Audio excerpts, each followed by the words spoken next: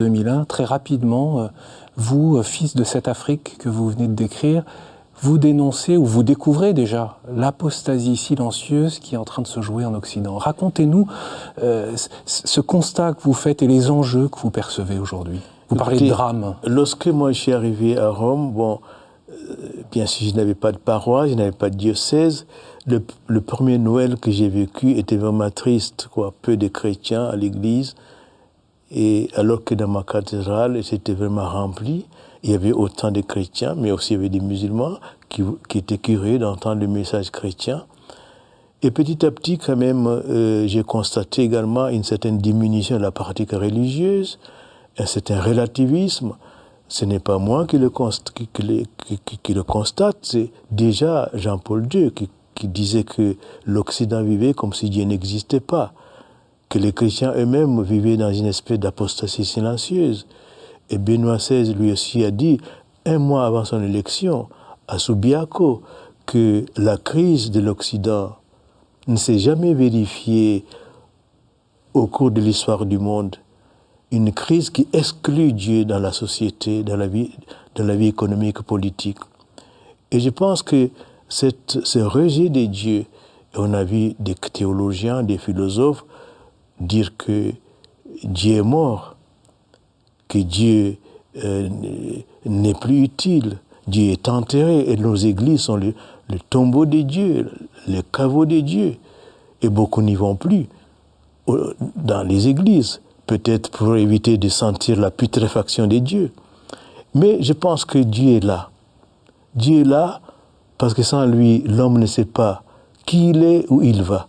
Cette liquidation de Dieu, Éminence, vous dites que c'est un drame dont on ne perçoit pas les conséquences. Pourquoi ?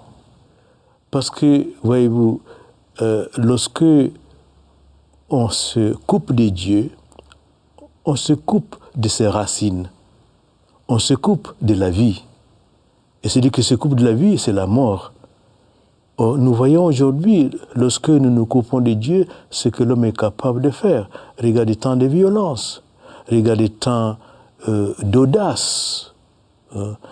L'homme croit qu'il est le Dieu aujourd'hui. Il légifère. Il dit ce qui est bien, ce qui est mal. Il dit ceci est possible. Tout est relatif. Tout dépend de lui. Il n'a plus de référence à Dieu. Pour autant, l'Occident y place son orgueil, justement, de pouvoir légiférer librement sur ces questions-là. Oui, mais qui lui donne cette capacité de légiférer, cette autorité de légiférer? Il n'y a qu'une autorité qui légifère, c'est Dieu.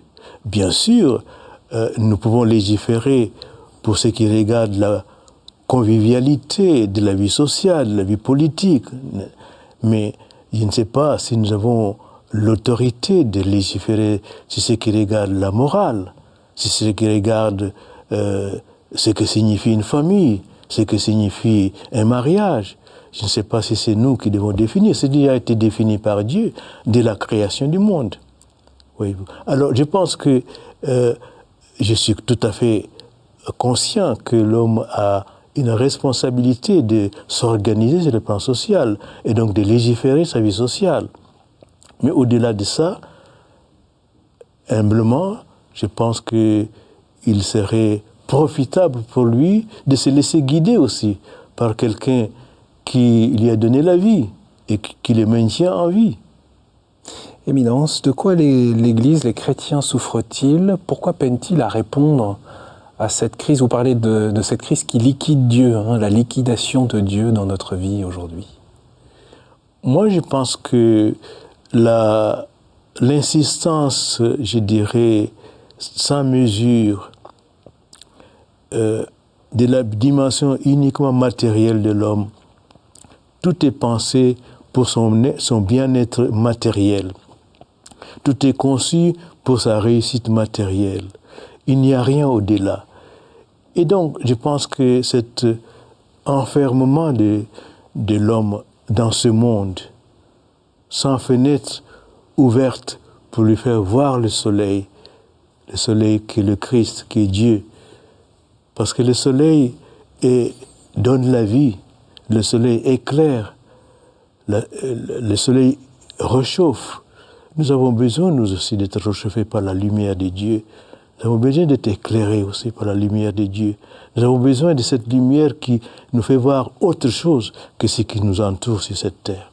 Vous parliez tout à l'heure du débat dans les sociétés occidentales sur la place et le rôle des familles du mariage, mais cette question, elle fait aussi irruption dans l'Église. On le voit bien avec la première assemblée du synode et puis les débats actuellement.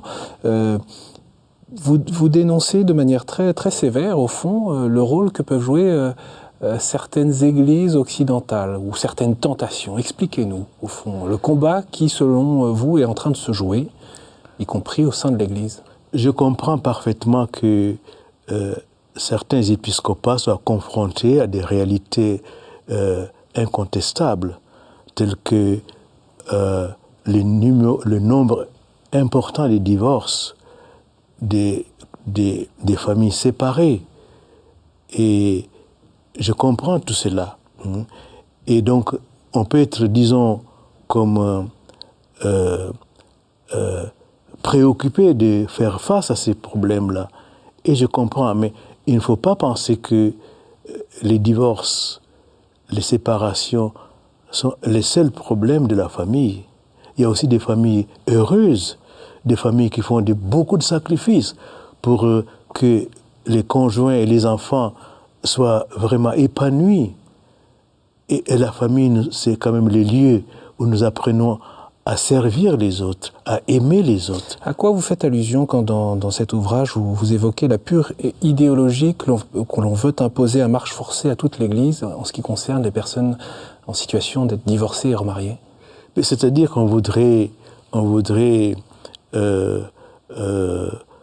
disons, dissocier la doctrine de la pratique pastorale. C'est ce qu'on entend beaucoup autour de synode. Mais on ne peut pas dissocier ces deux choses. La pastorale est basée sur la doctrine. Et alors, si on dit, écoutez, ne refusons pas l'Eucharistie aux divorcés remariés, ils se sentiraient exclus, ce serait une espèce de ségrégation. Je pense que c'est mal saisir le problème, voyez-vous. Je crois que nous avons un exemple d'amour qui est l'exemple du Christ, et que c'est cet amour que nous célébrons dans l'Eucharistie. Si quelqu'un a rompu cet amour par rapport à Jésus-Christ, je pense qu'il ne pourrait pas prétendre de prendre le corps du Christ. Le Christ ne le condamne pas, l'Église ne le condamne pas. Au contraire, l'Église promet une pastorale pour que les divorcés remariés participent à l'Eucharistie, puissent éduquer les enfants dans la vie chrétienne, puissent participer également aux actions caritatives de l'Église.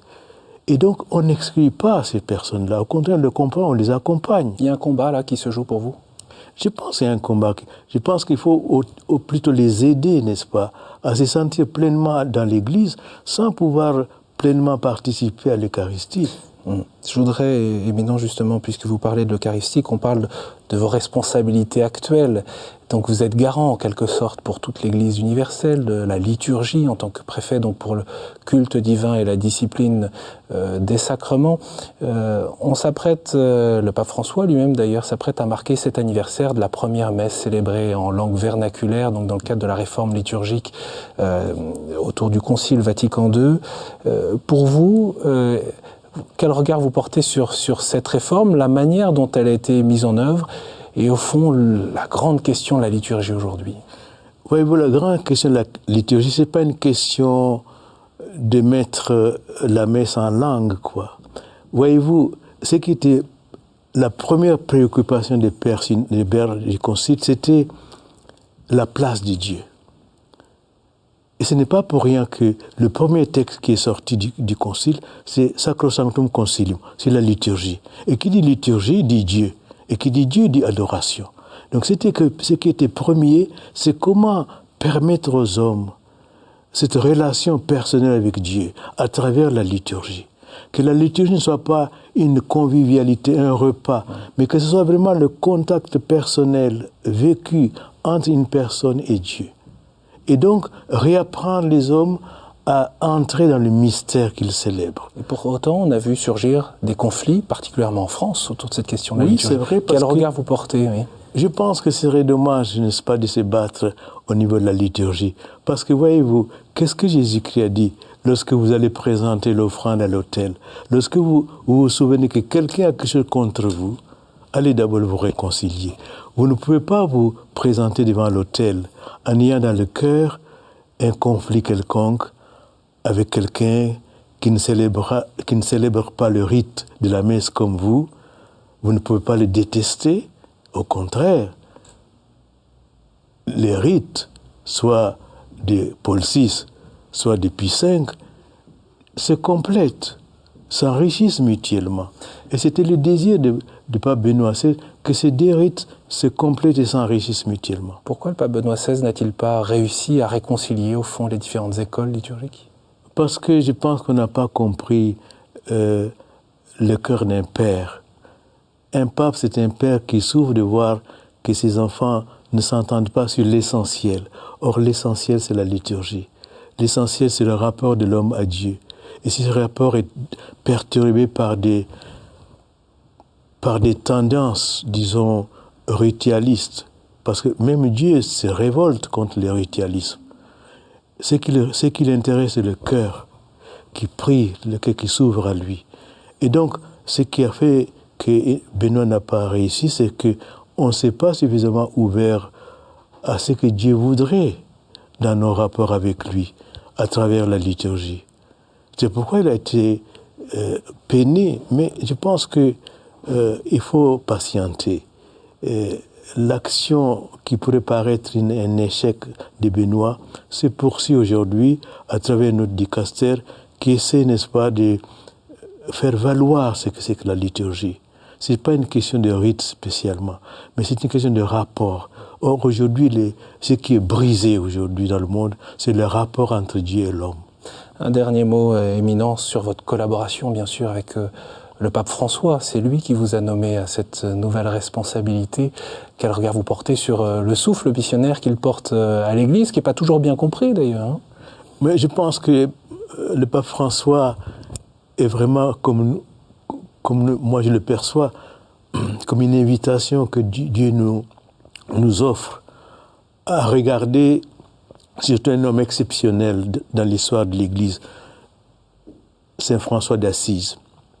S'il porte ce nom, c'est que le pape François voulait nous dire, imitez cet homme-là.